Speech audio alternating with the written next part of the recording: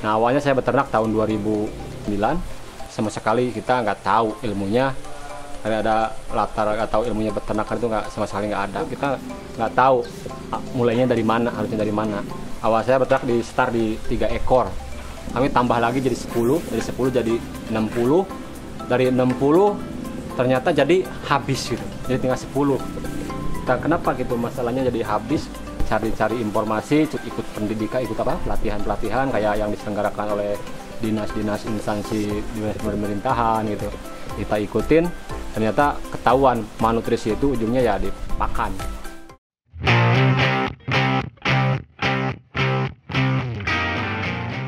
Waktu pas tahun 2013 kita putuskan mulai peternak itu, saya start lagi, balik lagi start lagi 10 teman, kita fokusnya di pakan.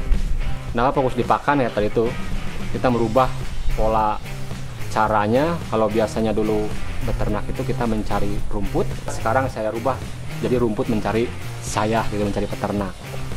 Nah, alhamdulillah kita dengan metode silase kayak ini, kita punya bunker pakan. Ini untuk sapi 20 ekor, insya Allah cukup untuk setahun. Jadi aman untuk setahun ke depan. Kata orang kan impossible, tapi nyatanya alhamdulillah. Berpikir gini, kita punya sapi, udah sapinya aja dulu, punya kandang, punya sapi, rumputnya mana? Mencari itu bisa 1 jam, bisa 2 jam, bisa 3 jam, bisa juga tidak dapat. Kita dengan gunakan beternak tanpa istilah punya lahan, tidak harus punya lahan luas. Kalau kita mau membaca dan memanfaatkan potensi-potensi yang ada di sekitar kita. Nah, yang kita terapkan, jadi kita kolaborasi. Kalau si A nggak bisa beternak, tapi dia mungkin kan bisa juga nanam rumput atau nanam jagung. Karena ternyata dengan teknologi, dengan cara sistem kemitraan dengan masyarakat itu, kita jadi orang udah pada tahu sekarang jagung itu bisa laku. Kalau bilang orang sampah itu laku, ternyata orang jadi pada dijual, jadi pada berebut sekarang.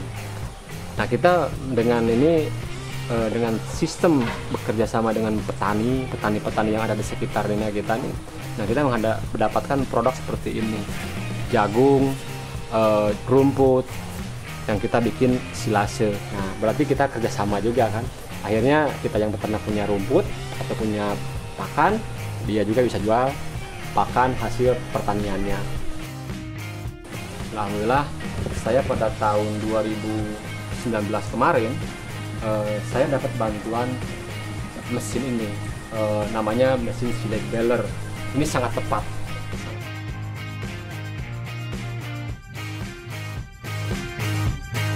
Saya juga ucapkan terima kasih ke pemerintah, terutama ke Departemen Peternakan, Kementerian Pertanian Peternakan. Ini yang telah membantu memfasilitasi saya mendapatkan alat peralatan yang ini sangat-sangat membantu sapi kita akan berkembang. Swasembada pakan, swasembada susu, swasembada daging, insya Allah tercapai.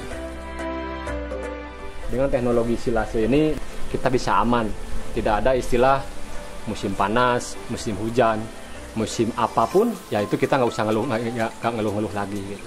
Silasenya ada yang pakai yang jagung tok, tebun jagungnya aja. Ada juga yang kita silase yang jagung utuh gitu. Ada 2 grade, bahkan ada juga kita bikin silase yang campur, ada indigo pera dan juga ada kaliandra. Nah, kita lagi uji coba yang seperti itu gitu. Alhamdulillah bagus.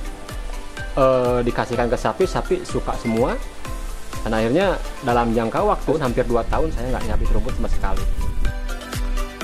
Setelah itu kita evaluasi lagi, sapi itu alhamdulillah lah berkembang, dan berkembangnya ternyata start awalnya dari pakannya dulu, ketersediaan pakan dulu.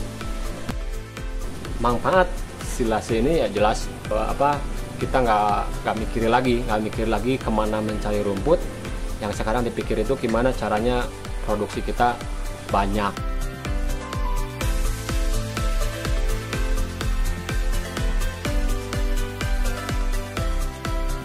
Nah, ini kita berharap ada Pak Ahmad yang lain di lokasi yang lain, supaya betul-betul pakan ini menjadi bisnis begitu, menghidupkan roda ekonomi di daerah, atau diolah dalam bentuk silase, disimpan, untuk ketahanan pakan di masa-masa musim kering.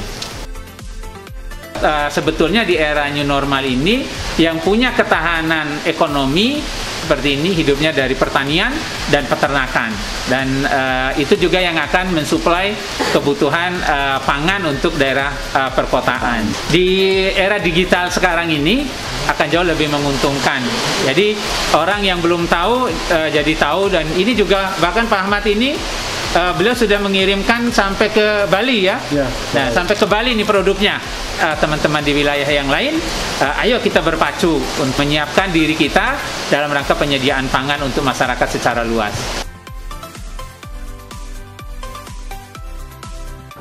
Pak Ahmad sudah menggunakan pakannya yaitu dengan menggunakan silase, dan silase ini hasilnya lebih baik dengan penggunaan daripada rumput yang segar. COVID-19 tetaplah kita mah bekerja, Pak. Bahkan malah tambah giat kalau kita sebagai peternak berhenti misalkan, ya mana ada susunya, mana ada dagingnya. Kayak kemarin tuh ada suatu daerah yang diisolasi, yang dikarantina, sapinya kita suplai pakannya yang sebanyak 40 ton lebih lah gitu untuk sekian belas hari. Hari para petani peternak milenial, kita wujudkan bank pakan untuk swasembada protein hewani demi ketahanan pangan Indonesia.